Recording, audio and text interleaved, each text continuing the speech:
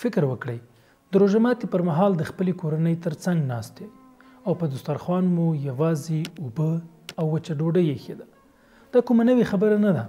په افغانستان کې زرګونه داسې کورنۍ شته چې هغوی د رمضان استقبال په وږي نسونو، په خالي دسترخوانونو او غمجنو زړونو سره کوي.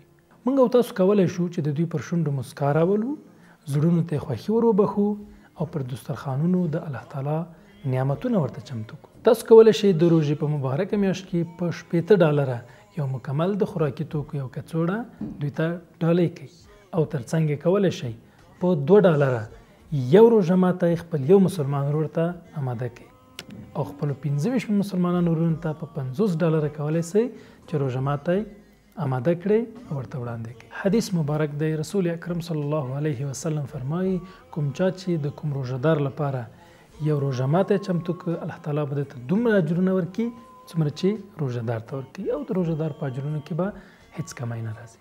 تاسو ته لینکونه پر سکرین باندې ښکاري. د روژې په دې مبارکه میاشت کې د همدردۍ او مهرباني په دې میاشت کې د خپلو هیوادوالو لاسنیوی وکړئ. السلام علیکم ورحمة الله.